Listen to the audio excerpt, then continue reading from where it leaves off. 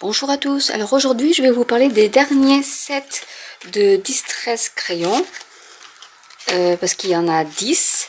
Donc j'ai reçu les 5 derniers, donc je vais mettre plutôt comme ça pour que vous puissiez voir. Voilà, donc j'ai fait les mêmes tests que la dernière fois, c'est-à-dire d'abord directement avec le crayon en estompant et ensuite avec le pinceau à réservoir d'eau.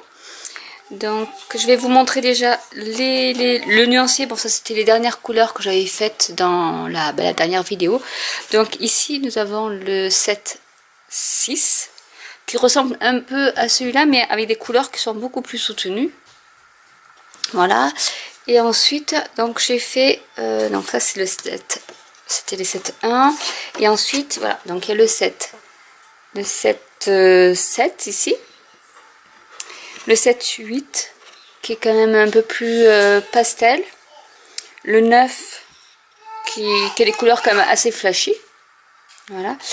Et donc alors en plus là ce que j'ai fait, c'est j'ai fait un test avec c'est du papier aquarelle, mais vous avez une face qui est gros grain et une face qui est beaucoup plus lisse. Donc là c'était sur la face lisse et j'ai fait le même essai sur la face moins lisse, donc un peu lignée en fait. Donc on n'a pas du tout la même hop, je vais essayer de mettre comme ça. Déjà le même aspect et la même finition entre l'aspect granuleux de la feuille et le derrière qui est lisse déjà. Donc comme commentaire. Et donc pareil ici, là c'est le dernier set, le 7-10, qui a des couleurs un peu plus, on va dire, automnales. Donc je vais faire devant vous la dernière couleur du 7-10 qui est donc Gifford Twigs. Voilà. Donc chaque couleur correspond au Distress Paint, au Distress Oxide, au Distress Ink. C'est toujours le même nom, donc en fait même avec les marqueurs c'est toujours le même nom. Donc c'est vrai que si vous connaissez déjà un peu les couleurs des encreurs par exemple, vous savez à peu près à quoi correspond après les crayons. Donc là le dernier, donc c'est le Gifford Twigs et donc c'est un marron. Donc là je vais hop faire comme ça. Donc là j'ai passé juste le crayon, là j'ai estompé avec mon doigt et ici je vais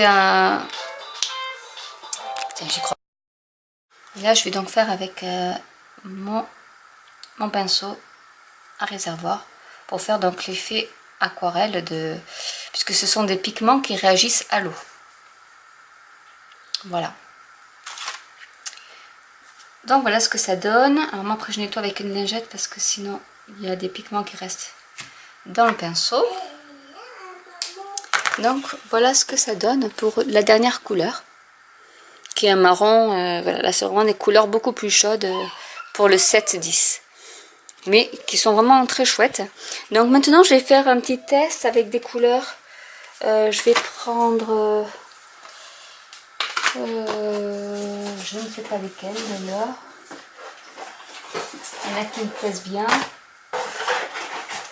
Je vais prendre le 7-1 et je vais commencer à appliquer des couleurs au pif.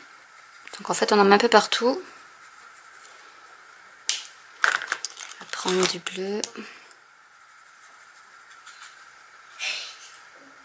Donc après vous voyez c'est un stick, donc hop, on en remet. Je vais mettre du jaune. Vraiment c'est vraiment agréable à appliquer. Et je vais prendre du vert. Hop, celui-là aussi. Donc déjà vous voyez ce que ça peut donner comme ça.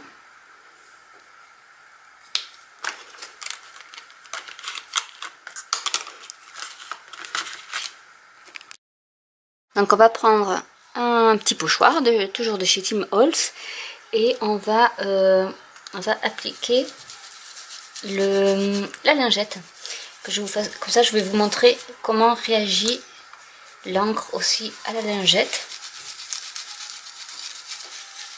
Donc j'applique partout.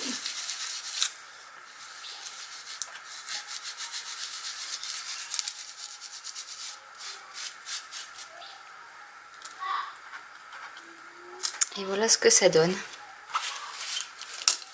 Donc je vais nettoyer un peu.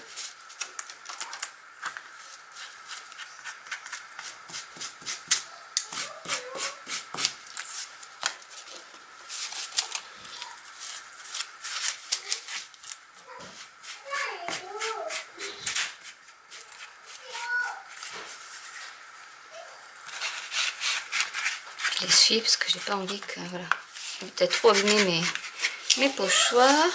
Donc l'astuce que j'ai trouvée aussi pour les pochoirs, c'est pour les retrouver facilement, c'est de mettre c'est des petits bracelets câblés. Donc comme ça on a tous les pochoirs ensemble.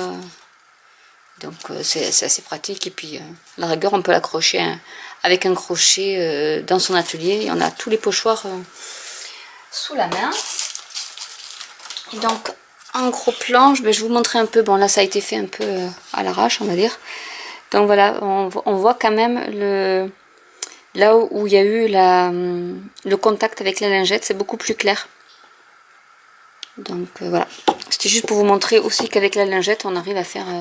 Mais bon, je pense qu'il faut quand même bien étaler d'abord ses crayons et ensuite mieux appliquer, bon que je l'ai fait là. Mais voilà ce que ça peut donner, donc avec ces couleurs. Ça c'est le 7.1 et c'est vrai que les couleurs du 7.1 sont superbes, moi j'aime bien.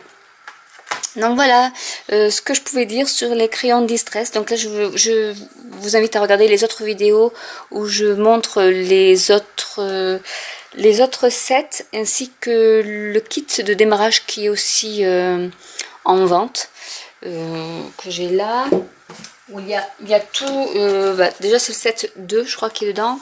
Et vous avez un pinceau, vous avez un petit encreur noir, vous avez même des clear stamps et des feuilles exprès pour tout ce qui est watercolor en fait. Hein. Voilà, et il vous explique comment les différentes manières d'utiliser les crayons, parce qu'on peut se servir, il y a aussi un bloc acrylique, j'ai oublié, et dans le bloc sur le bloc acrylique, vous pouvez appliquer votre crayon, y mettre de l'eau, et ensuite ben, vous pouvez colorier comme une aquarelle en fait. Comme j'ai fait là si vous voulez, mais sur le bloc acrylique, vous appliquez votre crayon, et avec un stylo, enfin un pinceau ou un pinceau à réservoir d'eau, ben vous piochez du pigment et après vous le mettez sur votre feuille. Voilà, ben j'espère que cette vidéo vous aura plu et vous aura un peu éclairé sur ce que sont les Distress crayons de TT Molds, donc de la marque Ranger. Et au moins vous aurez une petite revue sur les différents sets et voir les couleurs qui vous plaisent le mieux, peut-être pour acheter que les sets qui vous intéressent. Parce que bon, il y a certains sets, c'est vrai, qui se ressemblent pas mal et d'autres qui sont assez clairs. Donc après, voilà, à vous de voir. Bon, moi je les ai tous pris comme ça, j'ai pu les tester et je pense que j'en ferai un bon usage. Voilà, donc j'espère que cette vidéo vous aura plu. N'hésitez pas à me laisser un commentaire si vous avez des questions à me poser, j'y répondrai avec plaisir et je vous dis à bientôt pour une autre vidéo. Ciao!